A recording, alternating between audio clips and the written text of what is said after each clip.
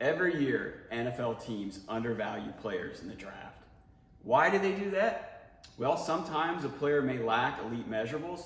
Maybe a guy is from a small school, or maybe a player is just a late bloomer. Today, we're going to look at 5 players that are kind of under the radar that I think will end up having really good NFL careers. The first player, wide receiver KJ Hill from Ohio State. He's Ohio State's all-time leader in receptions. That in and of itself says quite a bit. But he has great quickness, he has great hands, smooth, polished route runner, and I tell you what, he is one of the best guys after the catch, getting yards after the catch in the draft. Did I mention he had a great Senior Bowl as well? So why is KJ Hill not considered a lock to at least be a second-round pick? Well, he ran a 4.6 40. To that I say, who cares? The guy is very productive. He reminds me a little of Anquan Bolden. He's got a little Jericho Cotchery. And there's a guy in New England, and I think he knows a little bit about football, Mr. Bill Belichick. And I wouldn't be surprised if he targets KJ Hill today in rounds 2 or 3.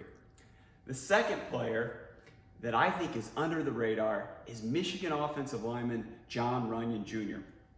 Many of you probably remember his dad, Jon Runyan Sr., and honestly, they share some traits. They're both smart, they're great technicians, and they're tough. What I really liked about Jon Runyan Jr. was the Ohio State game. I don't think anybody in the country played as well against Chase Young as Jon Runyan Jr. Now, does he have great length? Does he have elite measurables? Is he a great athlete? He is not. But again, it doesn't matter. I think he's a guy that can be a starting left guard in the NFL. And worst case scenario, he's a solid backup. And I think in a pinch, he can fill in at right tackle. The third player, I'm staying in the Big Ten, Joe Graziano, defensive end Northwestern.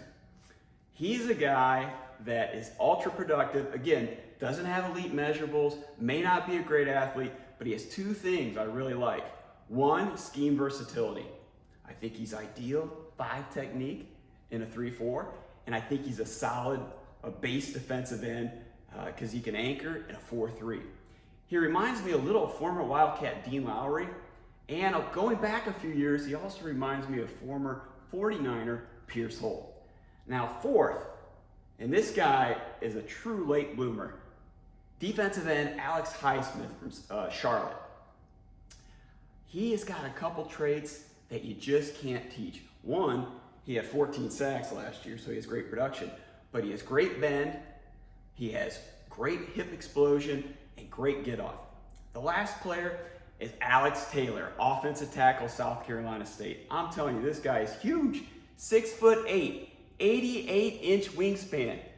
I can't even imagine an 88-inch wingspan. Now, does he have to get stronger? Yes. Does he need to bend better? Yes. Does he need to work on his technique? Of course he does.